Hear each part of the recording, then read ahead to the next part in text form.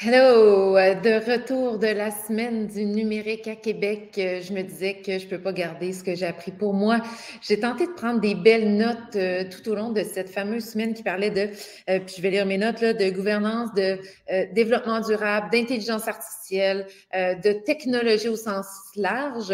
Et il y avait de superbes constats. Je suis Marie-Michel Bélanger, stratège marketing pour la firme.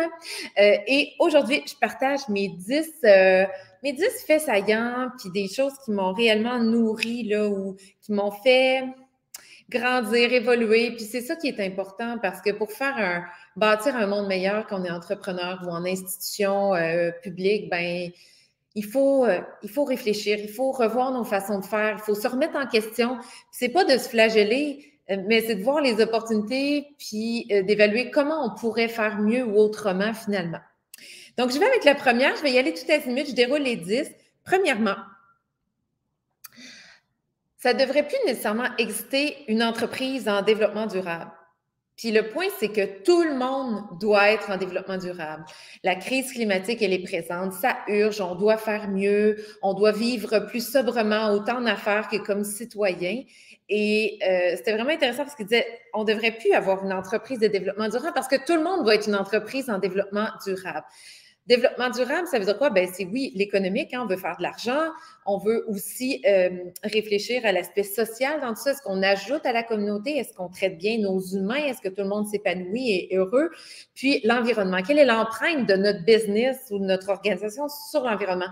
Est-ce que finalement, on apporte quelque chose ou on enlève quelque chose à notre communauté? C'est un peu ça le développement durable. Puis ça m'a beaucoup challengée parce que on accompagne des gens en marketing, puis c'est sûr que, bon, hein, tout ce qui est vert, écolo, c'est comme à la mode, entre guillemets, puis je mets beaucoup de guillemets, mais tout le monde, on doit être en développement durable. C'est ça la leçon. L'idée numéro 2, ça peut être dangereux le niveau de connaissance du point de vue de l'environnement, de la crise climatique.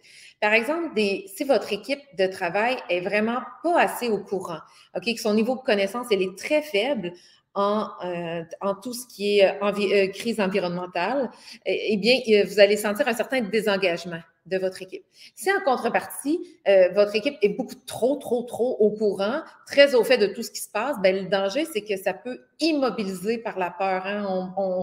On a tous entendu parler du concept d'éco-anxiété. Alors, il y a un juste milieu qu'on cherche à atteindre dans je suis au courant, puis on passe à l'action, puis quelle est notre prochaine action, comment on peut faire mieux ensemble pour pas être désintéressé ni immobilisé par la peur, mais bien être dans l'action et changer les choses à l'interne d'abord, puis de dire ce qu'on fait de sorte à mobiliser les gens qui nous côtoient, qui nous suivent sur les réseaux sociaux, etc. Troisièmement, en affaires, il faut être plus responsable. Puis qu'on ait un budget public ou privé, une institution publique ou une entreprise privée, on vote avec notre porte-monnaie, un peu comme citoyen. Donc, si pour sauver des coûts, on achète un objet, un produit, un service qui vient de l'autre bout du monde, bien, est-ce qu'on peut acheter ici? Est-ce qu'on peut minimiser le déplacement de l'objet d'une personne? Est-ce qu'on est obligé de toujours prendre l'avion pour développer notre business? Est-ce qu'on peut penser à du transport en commun? Est-ce qu'on peut faire un Zoom d'une heure au lieu de se déplacer tout le monde pour se voir une heure quelque part? Donc, il y a plein de questions à se poser, puis on est responsable en affaires, on vote avec notre porte-monnaie, puis c'est important de se le rappeler. Parallèlement à ça, 4, les entreprises qui investissent en développement durable et où je vais parler de recherche et développement. Par exemple, si vous optimisez votre produit pour qu'il y ait une empreinte énergétique beaucoup plus faible. Ou si, disons, nous, à la firme, on dit, hey, on veut investir dans le coût énergétique de certaines actions marketing, puis étudier comment on pourrait faire mieux. Mais quand la firme travaille à faire mieux, c'est de la R&D. Donc, ça veut dire que c'est sur les épaules de l'entreprise de financer la recherche. Et ça, rien ne se perd, rien ne se crée. S'il n'y a pas de subvention pour soutenir la R&D, ben la subvention, c'est les clients qui payent. Donc, si par exemple la firme, on veut développer, il faut charger plus cher.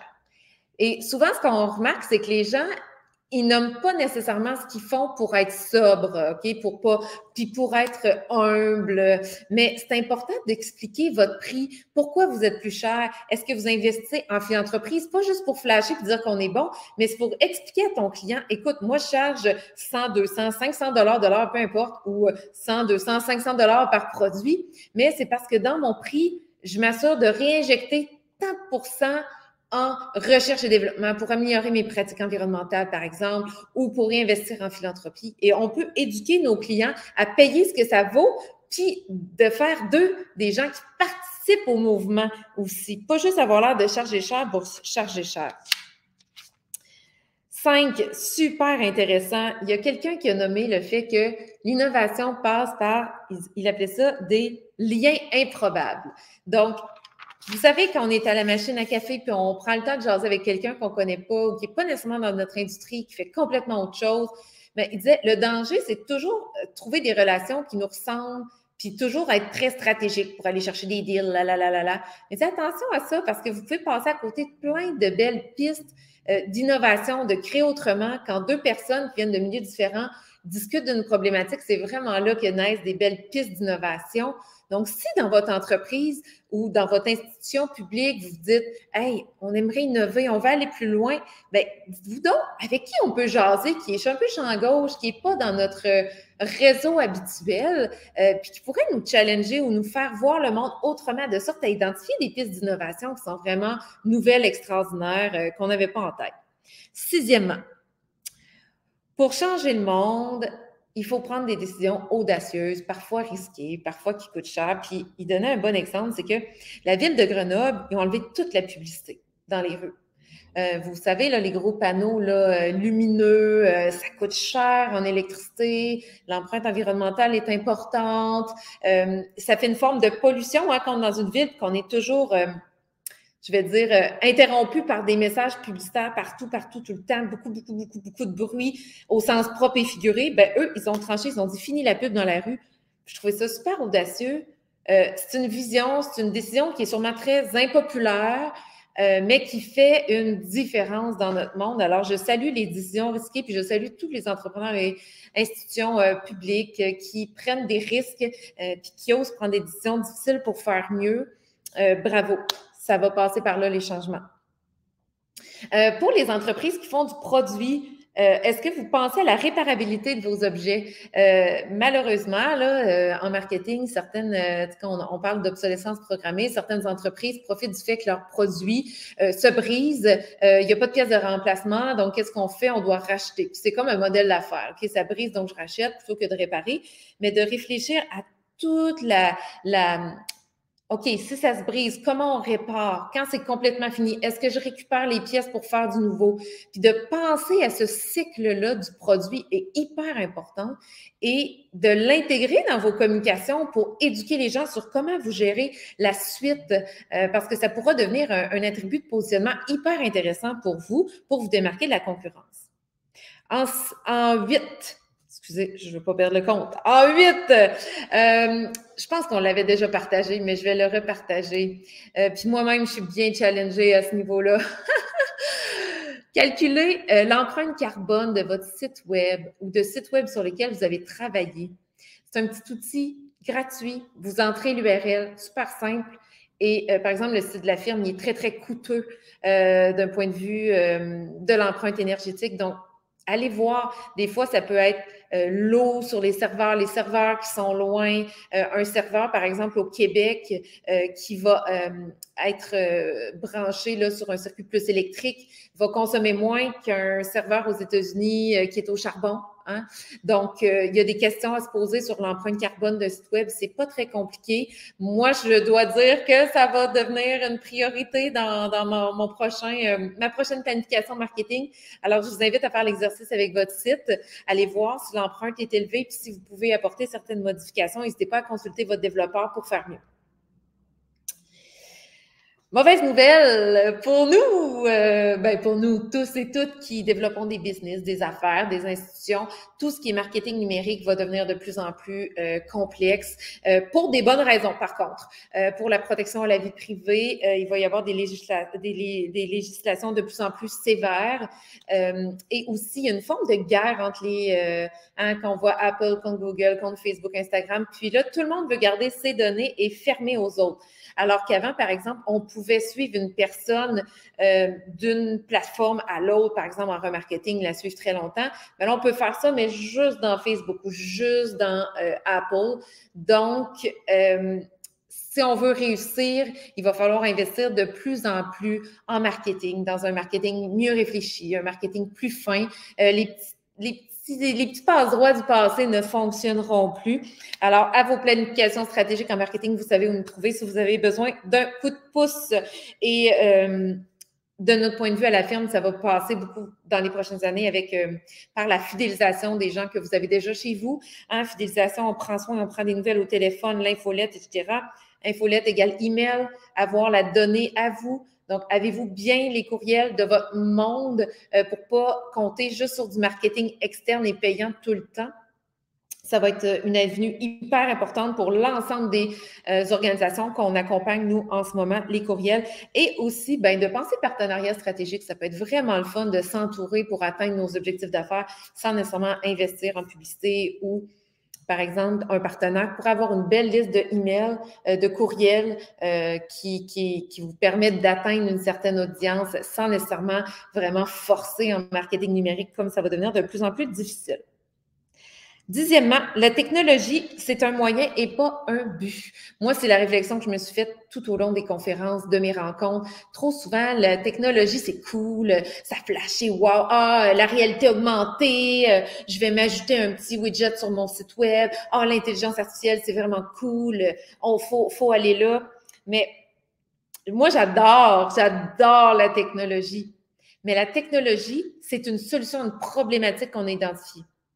Donc, l'objectif, c'est pas d'être sur de la technologie ou d'intégrer de la technologie ou d'être cool parce qu'on utilise l'intelligence artificielle, mais c'est de dire quelles sont les problématiques que je vis dans mon entreprise. Est-ce que c'est des problématiques, par exemple, de productivité de ma gang, de mon équipe? Peut-être qu'ils sont pas assez productifs. Peut-être que j'ai de la difficulté à faire des horaires. Peut-être que j'ai de la difficulté à identifier qui est meilleur dans quel endroit. Peut-être que c'est des enjeux de sécurité. Je voyais, par exemple, Vauban qui parlait d'une technologie qu'ils ont créée avec une usine pour s'assurer que tous les travailleurs, travailleuses entrent dans l'usine avec le casque. Et là, c'est une prise de photo et qui voit s'il y a un casque ou pas et qui envoie une communication si la personne doit mettre son casque. Donc, des fois, c'est des trucs auxquels on ne pense pas nécessairement, mais quels sont les bobos dans l'entreprise? Puis après, aller consulter des gens qui connaissent la technologie parce que ce que j'ai appris tout au long de la semaine, c'est qu'il existe plusieurs solutions déjà. Il y a des bibliothèques de solutions en intelligence artificielle, en outils numériques.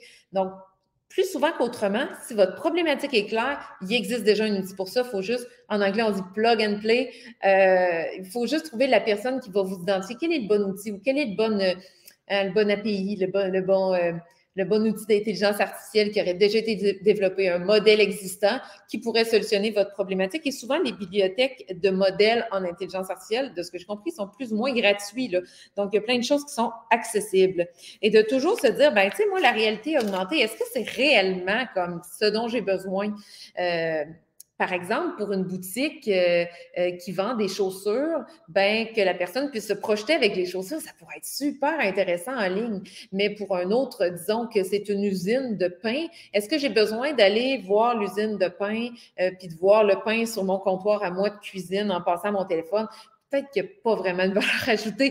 Donc, c'est pour ça que je vous invite à challenger et à ne pas vous laisser séduire là, par les modes, les tendances. T'sais, on s'en fout carrément des modes et des tendances en marketing, en technologie, mais c'est réellement revenir à votre objectif de développement des affaires, aux solutions que vous cherchez à trouver pour concrétiser des réelles problématiques.